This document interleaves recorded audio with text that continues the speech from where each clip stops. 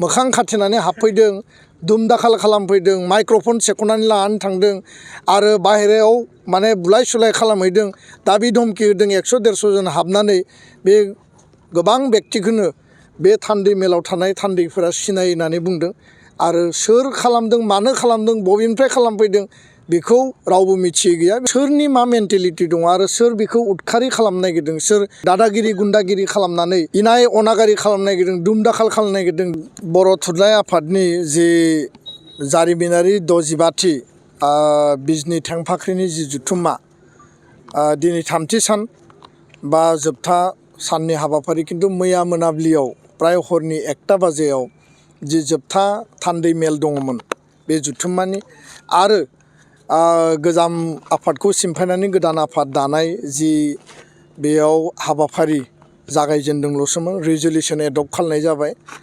आरो गासै थान्दैफोरा गणतान्त्रिक भाबै शान्तिपुर्ण भाबै गावबा गावनि खोथा बाथ्राफोरखौ इसुसफोरखौ बे थान्दै मेलाव बिथांमोना दैखांदों आरो दुलाराय बर' फरायसा आफाद हिसाबै जोङो लोब्बा आफाद हिसाबै जोङो जोबोद गोजोनै जोङो जेबो बाथ्रा बुङाबासिनो थान्दैफोरनि खोथाफोरखौ इसुसफोरखौ एजेन्डाफोरखौ खोनासंनानै हाबा मावलांनायनि खोथाफोरखौ जोङो बे गोसोखांबाय थादोंमोन आरो बे समावनो जेला गोजाम आफादखौ सिमफायनानै गोदान आफाद दानायनि हाबाफारिया जागायो आरो बिबान सायख'लायनायनि हाबाफारियाबो प्राय मोनसे पर्यायाव जोबहां थासारिसिम सहैबायमोन नाथाय बे समावनो अन्याय भाबै आरो मोनसे हिंसानि परिबेस परिस्थिति लानानै गोबां बेबायदि जायफोरनि गोदोनायाव कुनु डेलिगेट बेस गैया कुनु अबजारभार्सनि बेस गैया कुनु आरसिनि बेस गैया जर जुलुमै माने बोलो बाहायनानै बे डेलिगेट हाउसखौ घेराव खालामनानै दाइसआव थानाय जेराव बर' थुनलाइ आफादनि माने बारग' आफादगिरि बा बे थान्दै मेलनि केयारटेकार आफादगिरि डक्टर सुरत नार्जारि सारा मासि लानानै आफादखौ सामलायबाय थादोंमोन आरो आफाद सामलायनानै बिबान सायख'नायनि हाबाफारिखौ मावबाय थादोंमोन आरो बे समावनो दाइसआव गोबां गेदेमा सुबुंफोर दङमोन दैदेनगिरिफोर दङमोन जर जुलुमै मोननै माइक्र'फनखौ बोखांनानै लानानै थाङो आरो सिङाव प्राय 100-150 जनसो माने फेग्लुंनाय बे माखासे सन्देहजनक बेक्तिफ्रा माने इनाय आरो अनागारि गोसो लानानै हिंसानि गोसो लानानै दुमदाखाल खालामो दावराव दावसि खालामो आरो धमकि होयो जे माने बे थान्दै मेलखौ बन्द' खालामनांगौ आरो बिथांमोना मा उद्देश्य दङ जों मिथिया खिन्थु कुनु खोथा गैया बाथ्रा गैया खारन बे बर' थुनलाइ आफादनि पबित्र मोनसे थान्दै मेल आरो बे पबित्र थान्दै मेलाव गासै जिल्ला आफादफोरा साफा साफायै CAC मेम्बार दैथायहरदों आरो जायफोरखौ CAC दैथायहरदों बिथांमोनखौनो जिल्ला आफादफ्रा सायख'दों बासिदों लोब्बा आफादफ्राथ' कुनु बेयाव रल आरो रेसपन्सिबिलिटिखौनो लायाखै साहित्य सभानि जिल्ला आफादफ्रानो गावबा गाव सायख'नायनि हाबाफारिखौ मावबाय थादों आरो गणतान्त्रिक भाबै शान्तिपुर्ण भाबै जुक्तिखौ होलायनानै हाबाफारिया आवगायगासिनो दंमोन दा बेखायनो सोरनि मा मेन्टेलिटि दङ आरो सोर बेखौ उदखारि खालामनो नागिरदों सोर इनाय अनागारि खालामनो नागिरदों दुमदाखाल खालामनो नागिरदों दादागिरि गुन्दागिरि खालामनानै बर' थुनलाइ आफाद बायदि मोनसे पबित्र अनुस्थान माहारिनि गोथार आफाद जातीय आफाद 65 बोसोर आगान सुरनानै दिनै 80थि सिडुलाव जोंनि रावखौ जि दुमदाखाल खालामबाय बे थारैनो दुखुनांथाव लाजिथाव आरो बे जाथायखौ जों गोख्रों रावजों दुलाराय बर' फरायसा आफादा जोङो बर' माहारिनि जानानै सोंखारि आरो बेबायदि जाथाया बर' हारिखौ लाजि फोनाङो बर' थुनलाइ आफादखौ लाजि फोनाङो आरो बिनि गेजेरजों जोंनि थुनलाइनि जोंनि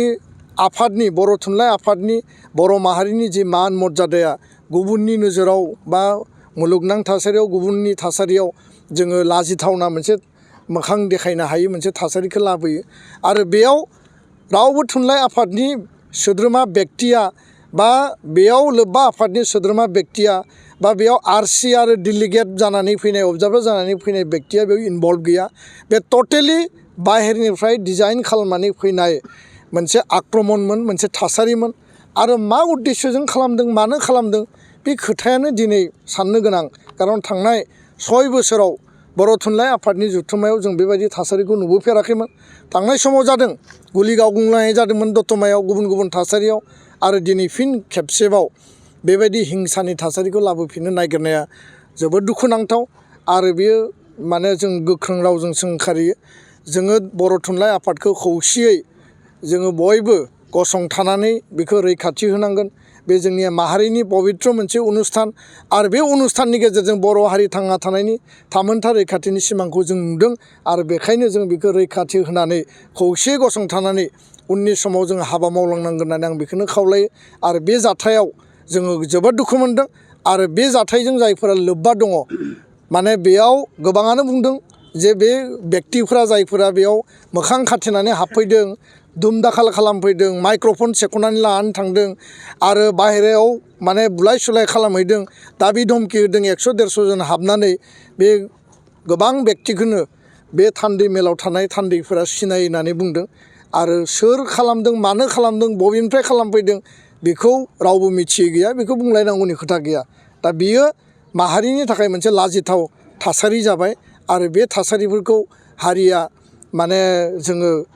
माने जुजिनांगोन। आरो बे थासारिखौ जोङो गैया खालामनानै गोजोन आरो सान्थिनि माने गणतान्त्रिक मोनसे समाज दानाया जों बयनिबो बिबान। गोजोन्थों। राजखान्थियाव राजखान्थियारि आखाइ दङ ना गैया, बेखौ थान्दै मेलनि थान्दै बिथांमोना प्राय 1600सो थान्दै आरो अबजारभार बेयाव दङमोन। जिहेथु बेयाव बडि फर्मेशननि मोनसे प्रसेस सोलिबाय थादोंमोन। बेयाव गासिबो जेनेरेल डेलिगेट हिसाबै बेयाव दङमोन।